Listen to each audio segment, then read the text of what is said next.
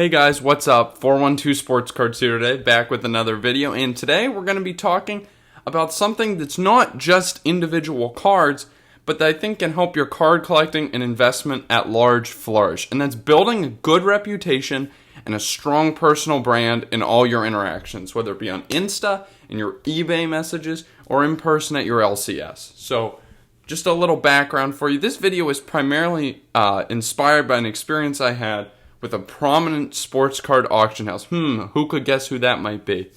Calling them about consigning this very card, this 9.5 Mike Trout, BGS 9.5 update Mike Trout rookie. This is a big card in my book. More on this specific card later, and something that would have probably pulled them in at least $750 in commissions. Yet, even after emailing them, making an appointment, being specifically accommodating like a 15-minute window that they had requested, I called, was essentially blown off on the phone, and told they didn't have time for me to ever talk to me, that I should just be emailing them. And I was just concerned about, the nature of having to create a contract, with them to consign a card. Something I'd never done before. I told them I had other cards I might be interested in consigning, and yet that's the treatment I got. And I was really offended by this, and I decided I'd never deal with that auction house again. And in a larger sense, this got me thinking about how important it is to every interaction that you have in the hobby, right? I'm just a small guy with some nice cards, but not with the huge big cards like are normally seen in these auction houses. And it may have been only $750, which is decent money, on that one card, but I was also a potential source of more consignments, right? I have friends in the hobby, and I share my experiences in my Insta DMs with some friends. They now know what happened to me. That taints the image of that auction house in their eyes too. And now, we may not be auction houses, but if you operate on YouTube, Insta, Facebook, any card communities, you know how your perceived matters a ton, and the trust and respect that your platform has is earned and maintained with every single interaction that you have. So we're going to move into the specifics a little bit more. And if you're watching the video and you like where we're headed, drop a like, drop a sub. It really helps me out, and I do appreciate it. So drop that like. Thank you so much. And we're going to talk about 3 points here specifically that can help you out. So, point 1, making friends who can give you valuable insight and bouncing ideas off of is one of the big 3 value points that I have here of just maintaining an impeccable character and impeccable reputation in the hobby. So because of the way I've carried myself in the hobby, and I'm certainly not claiming to be perfect, I've been able to find friends on Instagram in the card community. Notably, and I'll drop their names, at Advantage Sports Cards, at Dirty Bird Flips, and at GTSM.High. Not only is it fun to have a group of friends to talk cards with, it's something that you might not be able to find, if you are kind of a scummy actor. They've given me numerous plays and advice on buying and selling situations I've made. Showed me the ways of buying some soccer cards that I thought were a cool speculative investment. Helped me pick up a Kobe rookie that's out at PSA right now, and given me some advice and feedback on an Excel sports card tracking sheet that I've been building, and hopefully will be getting out to you guys here soon. So stay tuned for that. Follow me on my Insta. It's where I'll be releasing information about that.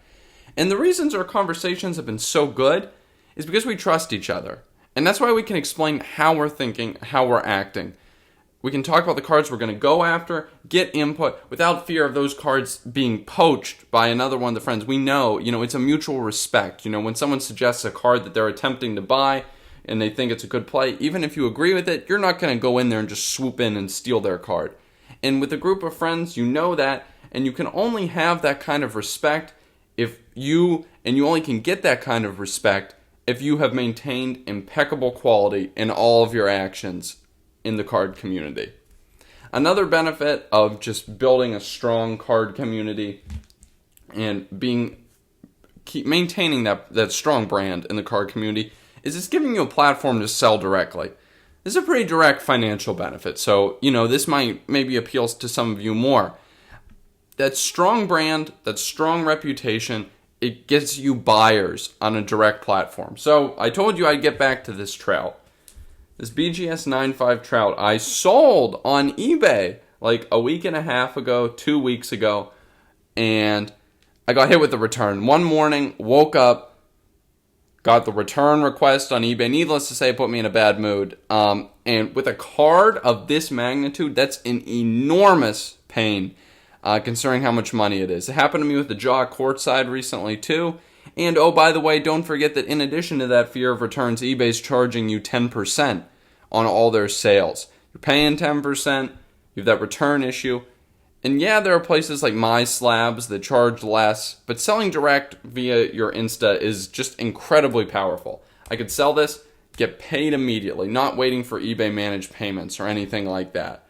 And I can sell it at a price compared to eBay. I can sell it below eBay at a point that I'm saving money because I would have had to pay so much in eBay fees, and that buyer is getting a little bit of a discount off what they would have to pay face value on eBay.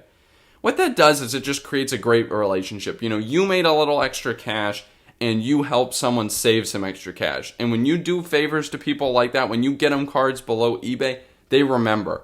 And it snowballs, right? It just builds your brand. You have those positive interactions. People share those positive interactions with others. And it might not seem like much in the moment, but that's how you build a brand. That's how you build a good reputation. And that's how you build up that list of potential buyers that you can avoid eBay with by selling to them. I might, for example, if I went to shop this Kareem, it would be so much easier to shop this, on eBay. I would get way more eyes. But as I continue to build my brand, I build up how robust my buyer base is on Insta. And that's definitely what I want to be working towards, being able to have a lot of buyers on there who know me, who trust me, and I can sell to and avoid all those pain points of eBay. And anything else, I just want to see if I have anything else to add. That's about it for that. But point 3 is just another benefit of being just such a good actor. It's being a bright spot in the day of others. It's not all about the money for me in the hobby, and I hope it's not that way for you too. It's incredibly satisfying to impart knowledge on others who are newer in the community, maybe just not specializing in your area of the hobby community, and give advice. And yeah, it takes time to respond to those DMs when people are asking you for input, right? But knowing that you can make a difference and help them out, it matters. It makes you feel good. And even though 90% of the people aren't going to say, oh, thank you, that really helped, they'll just kind of take it and leave, the 10% that do really makes it worth it. And some of those other people you've definitely helped too, even if they're not going to go out of their way to make a big point of saying it. And, it also it feeds into point 2, right? It feeds in those positive relationships when people come to you asking for help. They feed into helping you build that bigger platform, which feeds into helping you sell those cards. I'm not saying that all my relationships on Insta in the card community are about selling cards. No, not at all. That's more of a byproduct to me. Some of you might be primarily driven by that.